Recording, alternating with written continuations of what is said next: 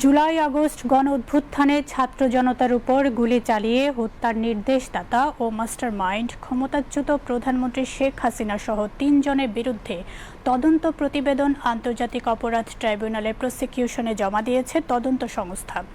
আজ ট্রাইব্যুনালের chief prosecutor Mohammad Tajul ইসলামের কাছে তদন্ত সংস্থার কোঅর্ডিনেটর ও তদন্ত কর্মকর্তারা এই প্রতিবেদন জমা দেন।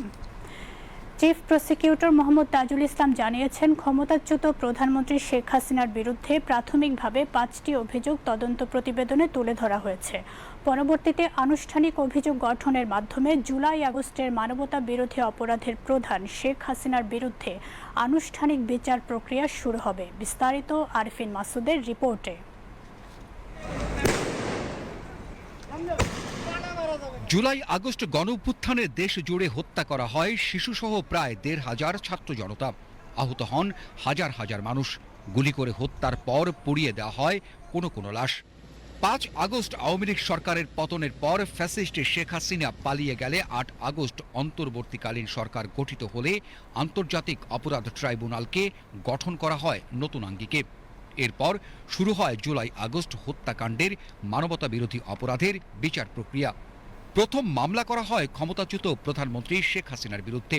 হত্যাকাণ্ড সহ মানবতা বিরোধী অপরাধের কমান্ড রেসপন্সিবিলিটি বা নির্দেশদাতা হিসেবে শেখ হাসিনার বিরুদ্ধে অভিযোগ দায়ের করা হয় আন্তর্জাতিক অপরাধ ট্রাইব্যুনালে।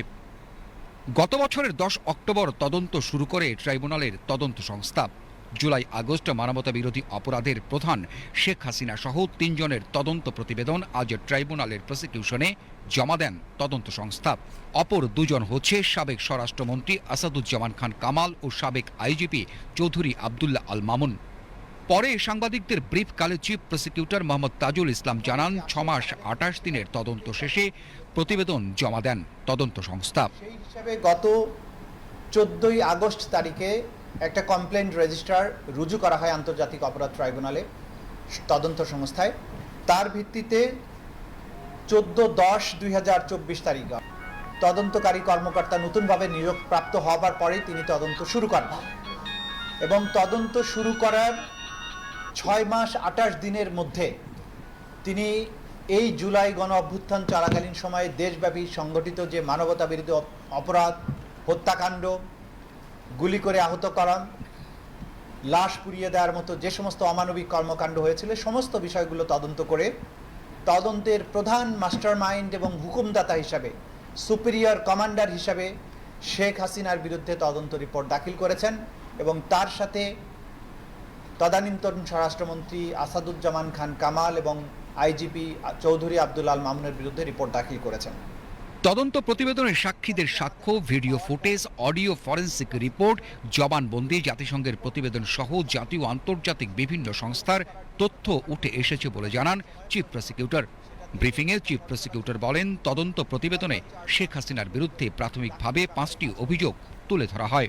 প্রথম অভিযোগটা হচ্ছে যে তিনি এই মানবতা বিরোধী অপরাধ সংগঠনের উস্কানি দিয়েছিলেন, প্ররোচনা দিয়েছিলেন ১৪ই জুলাই তারিখে সংবাদ সম্মেলনের মাধ্যমে আন্দোলনরত শিক্ষার্থীদেরকে রাজাকারের বাচ্চা, রাজাকারের নাতিপুতি, রাজাকার এইসব বলেছিলেন এবং বলার মাধ্যমে তাদের বিরুদ্ধে যে মানবতা বিরোধী অপরাধ, তাদের বিরুদ্ধে রাষ্ট্রীয় বাহিনীগুলোকে, আইন শৃঙ্খলা রক্ষাকারী বাহিনী এবং বিভিন্ন বাহিনী, গোয়েন্দা সংস্থা, তাদেরকে লেলিয়ে দেওয়া হয়েছিল এবং লেলিয়ে দেওয়ার পাশাপাশি আওয়ামী লীগ, যুবলীগ এবং ছাত্রলীগ তারা সহযোগী বাহিনী অর্থাৎ অক্সিলিয়ারি ফোর্স হিসাবে একইভাবে সমস্ত রাষ্ট্রীয় বাহিনীগুলোর পাশাপাশি অস্ত্রশস্ত্র নিয়ে এই আন্দোলনকারীদের উপরে সর্বশক্তি নিয়ে ঝাঁপিয়ে পড়ে, তাদেরকে হত্যা করে, আহত করে এবং অন্যান্য মানবতা বিরোধী অপরাধ সংগঠন করে।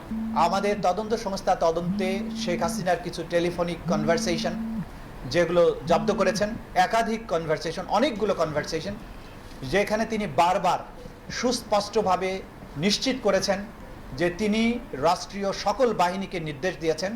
চিফ প্রসিকিউটর সাংবাদিকদের জানান, পরবর্তীতে ফরমাল চার্জ গঠনের পর শুরু হবে জুলাই আগস্টে মানবতা বিরোধী অপরাধের প্রধান শেখ হাসিনার বিরুদ্ধে আনুষ্ঠানিক বিচার কাজ।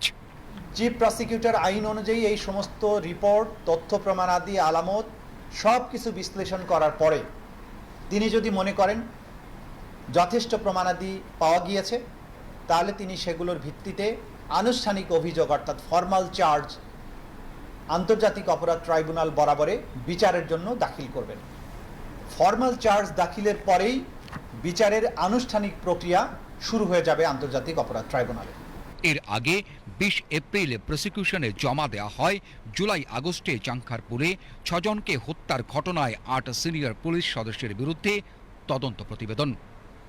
Arifin Masud, BTV news, Dhaka.